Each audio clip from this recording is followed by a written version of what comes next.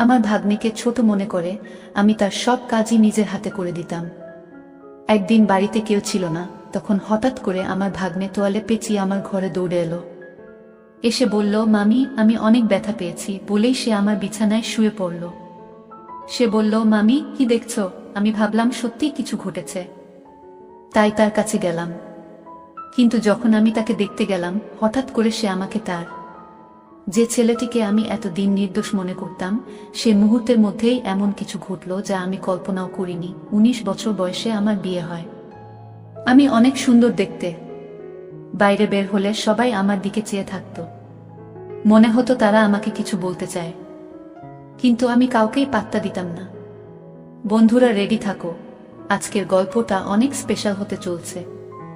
দয়া করে গল্পগুলো ভালো লাগলে ভিডিওটি লাইক, শেয়ার এবং চ্যানেলটি সাবস্ক্রাইব করো প্লিজ। আমার বিয়ে হয়েছিল আমার থেকে অনেক বড় একজন মানুষের সাথে। যখন আমার বয়স ছিল 19 বছর, তখন আমার স্বামীর বয়স ছিল 35 বছর। আমার পক্ষে এত বড় বয়স্ক স্বামীকে পছন্দ করা খুবই কঠিন ছিল। তাকে দেখলেই আমার রাগ হতো এবং ধৈর্যের বাঁধ ভেঙে যেত। আমি দেখতে বেশ সুন্দরী ছিলাম, আর আমার স্বামী আমার সৌন্দর্য দেখে সবসময় খুশি হতেন। কিন্তু আমি তাকে কখনো আমার কাছে আসতে দিতাম না, এমনকি একই বিছানায়ও শুতে দিতাম না। ধীরে ধীরে আমার মধ্যেও জীবনে একজন মানুষের প্রয়োজন অনুভূত হতে লাগলো, কিন্তু কোনোভাবেই আমি আমার সেই বয়স্ক স্বামীর কাছাকাছি যেতে পারতাম না। আমার একাকী জীবন কাটছিল। এমন সময়ে হঠাৎ করে আমার নন্দের ছেলে অর্থাৎ আমার ভাগ্নে আমাদের বাড়িতে এলো। তার নাম ছিল কুনাল। আমি কুনালকে প্রথমবারের মতো দেখছিলাম, কারণ সে আমাদের বিয়েতেও আসতে পারেনি। সেই সময়ে সে হোস্টেলে ছিল এবং তার পরীক্ষা চলছিল। বাড়িতে আসার পর কুনাল পরিবারের সবার সাথে কুশল বিনিময় করছিল। তারপর সে আমাকে আলিঙ্গন করল, যা দেখে আমার স্বামী একটু বিরক্ত হয়ে উঠল। পরিস্থিতি স্বাভাবিক করতে আমি কুনালকে জিজ্ঞাসা করলাম, কুনাল, হঠাৎ করে বাড়িতে আসার সুযোগ কিভাবে পেলি? এই প্রশ্ন করার পরই আমার শাশুড়ি মা রেগে গিয়ে বললেন, তুমি কে জানতে চাওয়ার? আমার মেয়ের ছেলে এখানে আসতে পারবে না। আমি বিনয়ের সাথে বললাম, না মা, আমার ওভাবে বলার মানে ছিল না। আমি শুধু বলতে চেয়েছিলাম কুনাল আমাদের বিয়েতে আসেনি, তো হঠাৎ আজ এলো কেন? কুনাল মুচকি হেসে বলল, নানি, মামি তো শুধু প্রশ্ন করেছেন, রাগ করবেন না। আমার তখন ফাইনাল পরীক্ষা চলছিল, তাই বিয়েতে আসতে পারিনি। তবে এখন আমি এসেছি, আর মামি থেকে অনেক আদর নিয়ে তবেই ফিরব। যখন মন ভরে যাবে তখনই ফিরে যাব। এই কথা শুনে সবাই হেসে উঠল। আমি কুনালের থাকার বিষয়টা জানতে চাইনি, শুধু মজা করে একটা প্রশ্ন করেছিলাম। কিন্তু শাশুড়ি মা রেগে গেলেন, তাই আর কিছু বলার সাহস পেলাম না। কিছুক্ষণ পর কুনাল ফ্রেশ হয়ে এলে শাশুড়ি মা আমাকে তার জন্য নাস্তা আনতে বললেন। নাস্তা নিয়ে যাচ্ছিলাম, হঠাৎ পা পিছলে প্লেট কুনালের উপর পড়ে গেল। নাস্তা তার পোশাকে পড়ায় শাশুড়ি মা চিৎকার করে বললেন, তাড়াতাড়ি তার পোশাক পরিষ্কার করো। তখন স্বামী বাড়িতে ছিলেন না, আমার স্বামী তখন বাজারের কাজে বাইরে গিয়েছিলেন। শাশুড়ি মায়ের বকুনি শুনে আমি ঘাবড়ে গিয়ে রান্নাঘর থেকে একটি কাপড় আনতে গেলাম। কাপড় পরিষ্কার করার আগে আবার জিজ্ঞাসা করলাম, মা, সত্যিই কি আমাকে কুনালের জামা পরিষ্কার করতে হবে? উত্তরে শাশুড়ি মা রেগে বললেন, আর কে করবে? ভুলটা তুমি করেছ, তাই তোমাকেই ঠিক করতে হবে। পুরো ব্যাপারটায় কুনাল চুপ ছিল, নিজের জামা পরিষ্কার করার চেষ্টা করেনি। জামা পরিষ্কার করতে গিয়ে আমি একটু অস্বস্তি বোধ করছিলাম। কুনাল নিজেই পরিষ্কার করতে পারত, কিন্তু সে দাঁড়িয়ে আমাকে কাজটা করতে বলল। আমার সংকোচ হচ্ছিল, আর সে মিষ্টি চোখে তাকিয়ে বলল, মামি, এখানে এভাবে পরিষ্কার করুন। ধীরে ধীরে নির্দেশনা দিল কিভাবে করতে হবে। ঠিক তখনই আমার স্বামী ফিরে এলেন এবং আমাকে এই কাজ করতে দেখে রেগে বললেন, তুমি এটা কেন করছো? তখন আমি তাকে সব খুলে বললাম, আমি ইচ্ছা করে এটা করছি না, শাশুড়ি মায়ের নির্দেশেই করছি। আমার স্বামীর নাম রাজু। তিনি শাশুড়ি মায়ের দিকে তাকিয়ে বললেন, মা, কুনাল এখন নিজেই, সে আর ছোট্টি নেই যে আমার স্ত্রীর সাথে এভাবে কাজ করানো হবে। যা হয়েছে তা ছিল একটা দুর্ঘটনা। ভবিষ্যতে এমন কোনো কাজ করার চেষ্টা করো না যা একজন পুরুষের কাজ। এই বলে রাজু আমার হাত থেকে কাপড়টা সরিয়ে নিয়ে চলে গেলেন। তিনি যে বাজারের জিনিসপত্র নিয়ে এসেছিলেন তা পাশে রেখেই বেরিয়ে গেলেন। এরপর আমি সেই জিনিসপত্র নিয়ে রান্নাঘরে চলে গেলাম। কুনাল ও আমার পিছু পিছু এলো।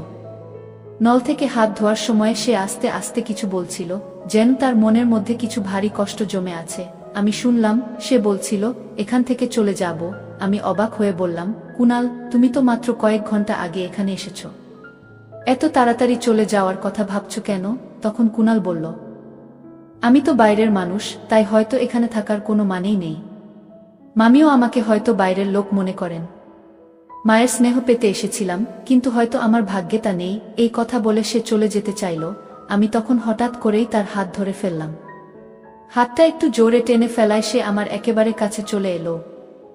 তখন আমি দ্রুত তাকে সরিয়ে দিয়ে বললাম, দুঃখিত, আমি ভুল করে ফেলেছি কুনাল, আমি ভুল করে তোমাকে টেনে এনেছিলাম। বলার পর আমি তাকে বোঝানোর চেষ্টা করলাম, কুনাল, রাজুর কথাগুলোকে মন থেকে নিও না। আসলে আমি আমার স্বামীকে তেমন গুরুত্ব দিই না। সে শুধুমাত্র সম্পত্তির জন্য আমার পেছনে ঘুরে বেড়ায়। তোমার পোশাকে কিছু পড়লেও আমি পরিষ্কার করতাম, যেমনটা তোমার জামাকাপড় পরিষ্কার করেছি। যদি সত্যিই আমার কাছ থেকে আদর স্নেহ পেতে চাও, তবে এখানেই থাকো। না হলে রাজুর কথাগুলো মনে রেখে চলে যেতে পারো। এরপর বললাম, দেখো এখন কি করবে? আমার কথা শুনে কুনাল বলল, মামি, সত্যি বলতে আপনার কথাগুলো শুনে আমার সব রাগ গলে গেল। এখন শুধুমাত্র আপনার জন্যই এখানে থাকব। আপনি যদি বলেন তবে এখন থেকে আমি আপনারই। বলেই সে আমাকে আলিঙ্গন করল। কুনালের এমন ছোট ছোট কথাগুলো আমার মনে প্রভাব ফেলছিল। চোখের পলকেই 5 দিন কেটে গেল। এই কদিনে কুনাল বাড়ির একজন সদস্য হয়ে উঠেছিল। প্রতিদিন সকালে আমার স্বামী তাকে দোকানে নিয়ে যেতেন। রাজুর একটি ছোট দোকান ছিল, আর কুনালকে একঘেয়েমি থেকে বাঁচাতে তাকে সঙ্গ নিতেন। কুনাল আসার পর বাড়ির কাজের চাপ বেড়ে গেল। শাশুড়ি মা সারাদিন মন্দিরে থাকায় বাড়ির কাজে সহায়তা করতেন না, আর স্বামীর আয়ও ছিল কম, তাই কাজের লোক রাখা সম্ভব ছিল না। একদিন আমি রাজুকে বললাম, রাজু, এত কাজ আর পারছি না।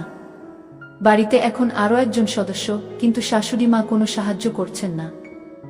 আমাদের কথোপকথন শাশুড়ি মা শুনে ফেললেন। রেগে ঘরে ঢুকে বললেন, এই বয়সে তুমি আমার কাছ থেকে কাজ করাতে চাও? আর স্বামীর কানেও কথা ঢালছ? এরপর তর্ক শুরু হলো। রাজু এসে বলল, দুজনেই চুপ করো। মা আর আগের মতো কাজ করতে পারেন না, আর আমি কাজের লোক রাখতে পারবো না, যার জন্য বাড়ির কাজ বেড়েছে। সেই সাহায্য করবে। তারপর রাজু কুনালের দিকে তাকিয়ে বলল, কুনাল, তুমি দোকানে যাবে না, বাড়িতে থেকে মামির কাজে সাহায্য করবে। স্বামী তার দায়িত্ব থেকে মুক্তি পেতে নিজের ছোট ভাইপোকে আমার সাথে বাড়িতে একা রাখার সিদ্ধান্ত নিয়েছিল। আমি কিছু না বলেই তার এই সিদ্ধান্ত মেনে নিলাম। পরের দিন থেকে কুনাল বাড়িতে থেকে আমার সাথে কাজ করা শুরু করল। সকালে ঘরের কাজের সময় সে আমাকে সাহায্য করত। নাশতার পর শাশুড়ি মা মন্দিরে চলে যেতেন আর রাজু দোকানে বেরিয়ে যেতেন। তাদের যাওয়ার পর আমি নাশতা করতাম এবং কুনাল আমার সাথে বসে খেত। কুনালের কিছু আচরণ আস্তে আস্তে আমার নজরে আসতে শুরু করেছিল। যখন শাশুড়ি মা ও রাজু বাড়িতে থাকতেন, তখন সে দূরত্ব বজায় রেখে কাজ করত। কিন্তু যেই তারা বেরিয়ে যেতেন, কুনাল আমার অনেক কাছাকাছি চলে আসত। তবে ভালো দিক ছিল যে শাশুড়ি মা যে কোনো সময় বাড়ি ফিরে আসতেন, আর এই ভয়ে কুনাল কিছুটা সতর্ক থাকত। সকালের দিকে যখন শাশুড়ি মা ও রাজু বাইরে যেতেন, তখন কুনাল মাঝে মাঝে আমার কাছে তার ব্যক্তিগত কাজের জন্য বলতো। যেমন সে যখন গোসল করতে যেত, আমাকে বলতো তার কাপড় বিছানায় গুছিয়ে রাখতে। তার সাহস এতটাই বেড়ে গিয়েছিল যে একদিন সে আমাকে বলল, মামি, আজ তুমি শাড়ি পরে আসো, শাড়িতে তোমাকে অনেক সুন্দর লাগে। আমি এইসব বিষয়গুলো উপেক্ষা করছিলাম, কিন্তু তার আচরণ ক্রমশ বাড়ছিল। একবার সে বলল, মামি, গোসলের জন্য বালতিতে জল ভরে দাও। সেদিন আমি রান্নার জন্য সবজি নিয়ে বেশ বিরক্ত ছিলাম, তাই গোসলের জন্য খুব গরম পানি ভরে রেখেছিলাম। কিছুক্ষণ পরে কুনাল বাথরুম থেকে দৌড়ে আমার ঘরে চলে এলো। তার গায়ে শুধু একটি তোয়ালে জড়ানো ছিল। সে ঘরে ঢুকে বলল, মামি, আমাকে পুড়ে যাওয়া মলম লাগিয়ে দেও, খুব গরম লেগে গেছে। আমি তখন বুঝতে পারলাম আমি রাগের মাথায় অত্যধিক গরম পানি দিয়েছিলাম, আর সে হয়তো পানি পরীক্ষা না করেই গোসল শুরু করেছিল। কুনাল আমার দিকে এসে বলল, মামি, খুব জ্বালা করছে, কোনো ক্রিম বা কিছু আছে কি? একটু লাগিয়ে দাও। সে তার পা দেখালো যেখানে সে বলছিল পুড়ে গেছে। আমি একটু নার্ভাস হয়ে গেলাম এবং বললাম, আমার ভুল হয়েছে, রাগের মাথায় এমনটা করিনি। আমি কুনালকে বললাম, আমার উচিত ছিল না এত গরম পানি সেখানে রাখা, কিন্তু তুমিও তো আগে দেখে নিতে পারতে পানিটা কতটা গরম। কুনাল হেসে বলল, এসব বাদ দাও, আগে আমার পায়ের দিকে তো দেখো। আমি তখন লজ্জা আর অস্বস্তিতে আস্তে আস্তে তার পায়ের তোয়ালেটা সরাতে লাগলাম। দেখি তার হাঁটুর উপরে কিছুটা জ্বলে গেছে। একজন তরুণ ছেলেকে এভাবে স্পর্শ করতে গিয়ে আমি একটু অস্বস্তিতে পড়ে গেলাম। তোয়ালেটা সরানোর আগে একবার কুনাল এর দিকে তাকালাম। তার চোখের চাহনি দেখে আমি একটু দূরে সরে গেলাম। তারপর বললাম, তুমি মিথ্যে অভিনয় করছো, তাই না? কুনাল বলল, মামি, আমি জানতে চাইছিলাম তুমি রাগ থেকে এটা করেছো নাকি আমার জন্য চিন্তিত ছিলে। আমি তো শুধু তোমার সাথে একটু মজা করছিলাম। তার কথায় আমি রেগে গেলাম। হঠাৎ সে আমার হাত ধরে তার দিকে টেনে নিল আর চোখে চোখ রেখে বলল, মামি, আমি তোমার কাছে কেমন? তার প্রশ্নটা অদ্ভুত লাগলো। আমি বললাম, কুনাল, এটা তুমি কি করছো? আমি তোমার মামি, এটা ভুলে যেও না। আমার হাত ছেড়ে দাও, না হলে আমি তোমার মামার কাছে অভিযোগ করব। কুনালের প্রতিক্রিয়া ছিল, মামা আমাকে এখান থেকে বের করতে পারবেন না। তার এই কথায় আমি আরো অবাক হয়ে গেলাম। এরপর সে আমাকে আরো কাছে টেনে নিল, এতটাই কাছে যে আমি নিজের স্বামীর সাথেও এতটা ঘনিষ্ঠতা কখনো অনুভব করিনি। কুনালের এমন আচরণে আমি কিছুটা দুর্বল হয়ে পড়ছিলাম। ঠিক তখনই বাইরে থেকে শাশুড়ি মা জোরে ডাকলেন, বুমা। সেই মুহূর্তে শাশুড়ি মায়ের কণ্ঠ আমার কাছে আশীর্বাদের মতো শোনালো, কারণ তার ডাকে আমি কুনালের হাত থেকে রেহাই পেলাম।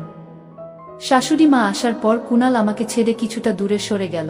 রাতে আমি মনে মনে সিদ্ধান্ত নিয়েছিলাম যে এই বিষয়ে আমার স্বামী রাজুর সঙ্গে কথা বলবো।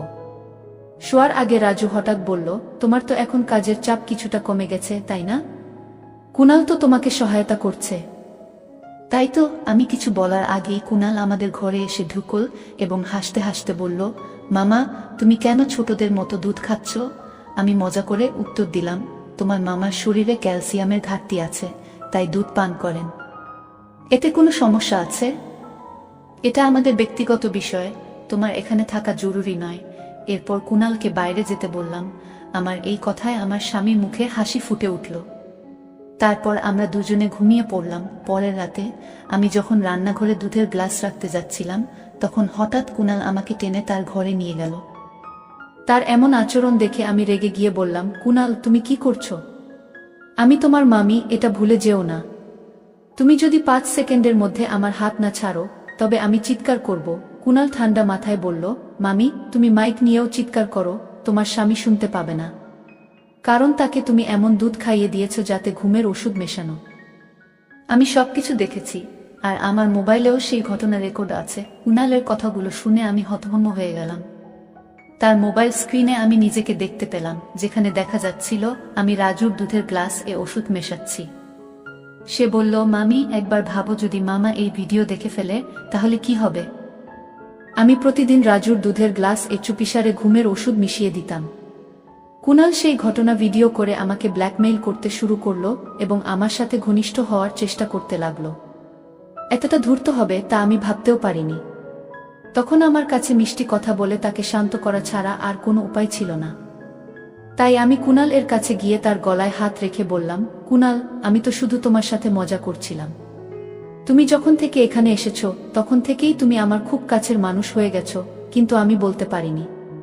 আজ সুযোগ পেয়েছি, তাই বলছি। আমি কুনালকে এমনভাবে জড়িয়ে ধরলাম যেন সে আমার কথায় বিশ্বাস করে। কিছুক্ষণ পর বললাম, কুনাল, আমার পেটে হঠাৎ ব্যথা করছে, কাল এসে তোমার সঙ্গে দেখা করব। এই বলে আমি তার ঘর থেকে বেরিয়ে এলাম। পরের দিন থেকে রাজু কুনালকে তার দোকানে নিয়ে যেতে লাগলো। কুনালের উপর আমার একদম বিশ্বাস ছিল না। যদি সে ভুল করে কিছু বলে ফেলে, তবে রাজুর সামনে আমার অবস্থার কি হবে ভাবতেই পারি না। রাজু ও কুনাল দোকানে চলে যাওয়ার কিছুক্ষণ পর আমি দোকানের দিকে গেলাম, যাতে কুনাল এর উপর নজর রাখতে পারি। দোকানে ঢুকে দেখলাম সেখানে কেউ নেই। হঠাৎ সেখানে একটা গোপন ঘর দেখতে পেলাম, যা আমি আগে কখনো দেখিনি। আমি ভিতরে যেতে পারলাম না, কিন্তু সেখানে কারো কথা শোনা যাচ্ছিল। দরজার বাইরে কান পেতে শুনতে লাগলাম। রাজু কুনালকে বলছিল, তুমি কবে এটির চিকিৎসা শেষ করবে? যত তাড়াতাড়ি সম্ভব কাজটা শেষ করে তোমার টাকা নিয়ে এখান থেকে চলে যাও। কোনো মেয়ে আমার স্বামী কাকে এত ভালোবাসে? কিছুই বুঝতে পারছিলাম না। এর মধ্যেই কুনাল বলল, তুমি আমাকে এই মেয়েটার চেহারা দেখাচ্ছ না কেন? একে? কিন্তু রাজু তাকে চুপ থাকতে বলল। আমার সন্দেহ ছিল না যে কুনাল আমার সম্পর্কে কিছু বলেনি। হঠাৎ তাদের বেরিয়ে আসার শব্দ শুনে আমি দ্রুত দোকান থেকে বেরিয়ে বাসায় ফিরে এলাম। তারপর ঠিক করলাম, আজ রাতে রাজুকে ঘুমের ওষুধ না দিয়ে কুনাল এর ঘরে যাব এবং কুনাল এর বিরুদ্ধে মিথ্যে অভিযোগ তুলে রাজুর সামনে তাকে একেবারে ফাঁসিয়ে দেব, যাতে সে কুনালকে চিরদিনের জন্য বাড়ি থেকে বের করে দেয়। সন্ধ্যায় যখন রাজু বাড়ি ফিরল, আমি তাকে শাশুড়ির ঘরে যেতে দেখলাম। তার মুখে চিন্তার ছাপ ছিল। সে ঘরে ঢোকার পর আমি দরজার পাশে কান পেতে দাঁড়ালাম। রাজু শাশুড়িকে বলছিল, মা তুমি সারাদিন এত ফোন কেন করছিলে? এমন কি ঘটেছে? শাশুড়ি বললেন, এটা ভূমিকম্পের মতোই বড় একটা ঘটনা। তোমার বিয়ের 1 মাস হতে চলল, এখনো কোনো সুখবর পাওয়া যাচ্ছে না। তুমি কি ঠিক আছো নাকি? সন্ধ্যার পর শাশুড়ি আমাকে কিছু বলতে যাচ্ছিলেন, হঠাৎ পেছন থেকে কুনাল ডেকে উঠল, মামি। কুনালের কথা শুনে শাশুড়ি চুপ হয়ে গেলেন। তার মনে হয়েছিল যে আমি বাইরে আছি। আমি তার কথার প্রতিক্রিয়া না দেখিয়ে সরাসরি রান্নাঘরের দিকে চলে গেলাম। রাতে পরিকল্পনা মতো যখন রাজু ঘুমিয়ে পড়ল, আমি কুনালের ঘরের দিকে গেলাম। কাছে গিয়ে তাকে আলিঙ্গন করলাম এবং বললাম, কুনাল, আমি আমার প্রতিশ্রুতি রেখেছি, এখন আমি শুধুই তোমার। কুনাল আমার কাছে